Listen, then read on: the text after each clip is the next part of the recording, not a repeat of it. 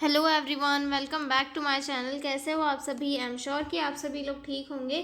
तो चलिए हम लोग आज का वीडियो स्टार्ट करते हैं। आज के वीडियो में हम लोग जो है sign and symptoms of bronchial asthma वाला क्वेश्चन जो 4 नंबर में पूछा गया था प्रीवियस ईयर क्वेश्चन पेपर में, वो डिस्कस करेंगे। काफ़ी सिंपल और ईजी लैंग्वेज में आपको समझाने की कोशिश करूँगी कि इसके क्या क्या साइन एंड सिम्टम्स हो सकते हैं। ठीक है, तो थोड़ा सा पहले ये देख लेते हैं कि ब्रोंकियल अस्थमा क्या है। ब्रोंकियल अस्थमा जो है एक क्रोनिक इन्फ्लामेटरी डिसऑर्डर है जो एयरवे को अफेक्ट करता है, यानी कि इसके बार बार एपिसोड्स होते हैं जैसे वीजिंग या फिर सांस फूलना, छाती में जकड़न, खांसी, ये सारी चीज़ें इसमें होती है। इस कंडीशन में क्या होता है, किसी भी पर्सन का जो एयरवे है वो नैरो हो जाता है ड्यू टू एलर्जिक रिएक्शन, और कुछ टाइम ट्रीटमेंट के बाद जो है वो ठीक भी हो जाता है, लेकिन वो किसी एलर्जिक चीज़ के कांटेक्ट में आने के बाद स्पॉन्टेनियसली वापस से उसी कंडीशन में आ जाता है। ठीक है, तो ये कंडीशन थी ब्रोंकियल अस्थमा की। अब हम इसके साइन एंड सिम्टम्स देखेंगे। जैसे कि हमने देखा था उसमें cough, wheezing, SOB, chest tightness, rapid breathing, ये सारे सिम्टम्स दिखाई दे रहे थे। तो हम सारे सिम्टम्स को एक बार डिटेल में पढ़ लेंगे। ठीक है, पेशेंट को क्या होगा, कफ होगा स्पेशली एट नाइट और early morning.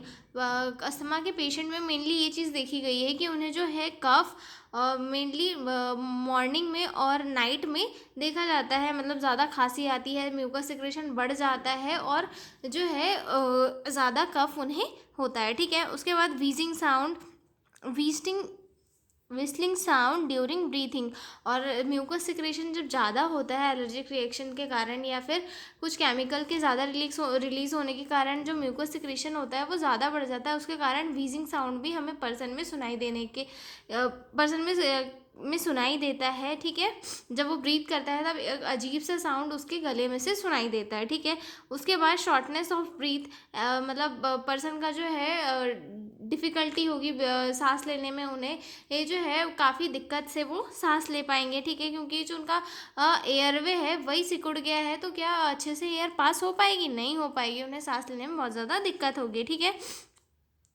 Chest tightness, heaviness in chest, बंदे को जो है चेस्ट में टाइटनेस होगी, काफ़ी हैवी हैवी फील होगा कि क्योंकि क्या है, जो एयरवे है वो अंदर वो सिकुड़ गया है, एयर अंदर ट्रैप हो गई है, जिसके कारण जो प्रॉपर रेस्पायरेशन होना चाहिए वो नहीं हो पा रहा है, तो चेस्ट में पर्सन को हैवीनेस लगेगी। ठीक है, उसके बाद पर्सन रैपिड ब्रीथिंग करेगा, टैकिपनिया जिसे कहते हैं, मतलब बहुत जल्दी जल्दी सांस लेगा, क्योंकि ऑक्सीजन का लेवल कम है तो उसे जो है ऑक्सीजन की ज़्यादा नीड पड़ेगी, जिसकी वजह से वो ज़्यादा स्पीडली सांस लेगा। ठीक है, use of accessory muscles while breathing, neck और चेस्ट मसल, और पर्सन जो एक नॉर्मल पर्सन होता है, नॉर्मल पर्सन जो है कम मसल्स का यूज़ करके भी अच्छे से ब्रीथ कर पाता है, लेकिन जो अस्थमा वाला पेशेंट होता है उसे ये जो है ज़्यादा असेसरी मसल्स का भी यूज़ करना पड़ता है, क्योंकि ज़्यादा एफर्ट लगाकर उसे सांस लेना होता है। इसीलिए जो है पर्सन जो है ज़्यादा अपनी नेक और चेस्ट की मसल्स को लेके जो है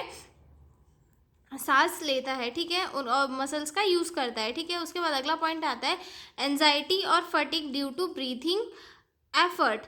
पर्सन को जो है एंजाइटी होगी, क्योंकि